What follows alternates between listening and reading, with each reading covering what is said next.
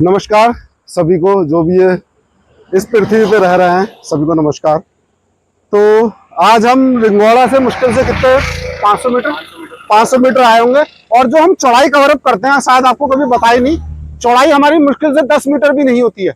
जिस पैच को हम क्लियर करते हैं 5 मीटर, मान लो 5 मीटर चौड़ा और 500 मीटर लंबे में हमें इतना कूड़ा मिला है।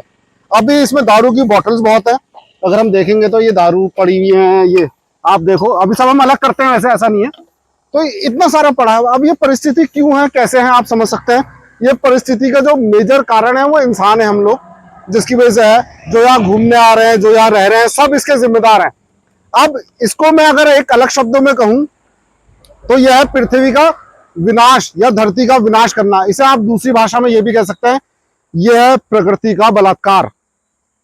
अगर हम शब्दों में गए तो प्रकृति का बलात्कार करना है, वो भी इंसानों के द्वारा ये जो सारी चीजें की गई हैं।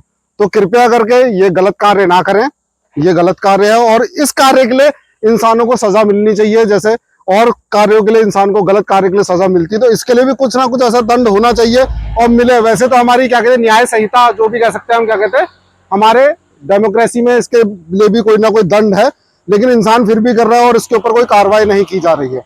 तो मैं प्रशासन, शासन जो भी है, जो भी हमारे प्रतिनिधि हैं इस देश के या हमारे जिले के या स्टेट के, और जो भी आला अधिकारी है, मैं सबसे रिक्वेस्ट करूंगा इस पे कोई ना कोई सख्त कार्रवाई करनी बहुत ज्यादा जरूरी है, वरना प्रकृति का नाश हो जाएगा और इंसानों के लिए रहने लायक जगह नहीं बचेगी। तो बहुत ज्यादा जरूरी है कि समय से समझें और इसकी महत्वता जो हमारी प्रकृति की उसको समझना बहुत जरूरी है, क्योंकि जितना कूड़ा है ये पृथ्वी को खत्म कर रहा है। तो बहुत ज्यादा जरूरी है कि हम इस पर कोई ना कोई एक्शन लें। चलिए हम आगे कार्य करते हैं और बाकी बातें होती रहेंगी। उदय कुछ कहना चाहेगा? लगा ले माइक और करते रहे। मैं तो ये कहना चाहूँगा कि जैसे हमारे पहले दादाजी लोग ना अगर मार्केट में जाते थे तो एक झोला लेके साथ में जाते थे, ताकि वो जो भी कूड़ा हो या प्लास्टिक ना हम लेके आ सकें, गंदगी को हम ना करें। तो इसलिए जितना हो सके गंदगी ना करें, बचाए रखें। मैं खुद एक प्रकृति प्रेमी हूँ, काम कर रहा हूँ as a guide, local guide, naturalist. और मैं यहाँ पर उन सभी से कहूँगा जो यहाँ पर एज अ लोकल, कहते तो हैं हम लोकल हैं और लोकल की बात उठाने के लिए सबसे पहले आते हैं, लेकिन अभी तक यहाँ पर कोई भी ऐसे आदमी नहीं आया जो लोकल के होने के बाद में ये बोल सके कि यहाँ पर कूड़ा ना करें, कचरा ना करें। तो इसलिए जितना हो सके आप इस गंदगी को ना करें। जो भी गंदगी आप कर रहे हैं तो अपने साथ ले जाएं। आप खा भी रहे हैं, कुछ कर भी रहे हैं, तो अपने साथ लेके चलें उस गंदगी को। धन्यवाद। बहुत दुखद है ये, मैं तो क्या कहूँ, थक गया हूँ अभी। बेलवाल जी जरूर आज की इस ड्राइव को आप अपने तरीके से डिस्क्राइब कर सकते हैं।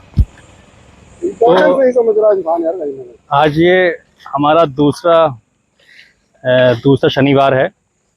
हम फ्राइडे, सैटरडे, संडे 3 दिन करते हैं और आज हमने, ये हमारा सेकंड सैटरडे है। तो आज भी पिछली बार से ज़्यादा कूड़ा निकला है। तो समझ नहीं आ रहा है कि लोग ये कूड़ा कर क्यों रहे हैं। ये बिल्कुल जैसे हमारे उमा भाई ने कहा कि इसके लिए कानून होने चाहिए, और कानून है भी इसके लिए, बट क्या है कि कानून की सख्ती नहीं हो रही है।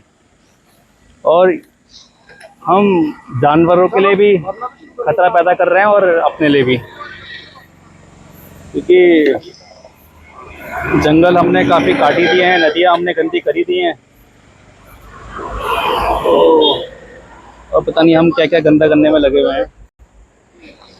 बस यही कहना चाहूँगा कि ये सब ना करें प्लीज़।